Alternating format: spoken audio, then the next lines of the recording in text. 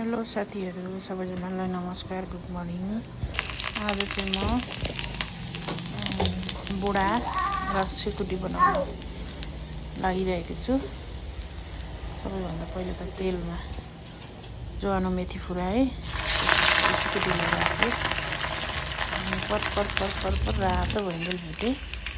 त्यस पछाडि एकछिन चलाएँ, त्यस पछाडि बुढालाई राखेँ। यो चाहिँ गाउँको लोकल बुढा, कति मिठो हुन्छ यो सिकुटी बुढा है। यो बुढा चाहिँ मेरो एकदम घरको सिकुटीकै माइती घरको कोसेली है, दसैँ तिहार पछाडि हो। त्यस पछाडि मैले बेसार हालेँ हल्का, अनि एकछिन चलाएँ, एकछिन भुटेँ।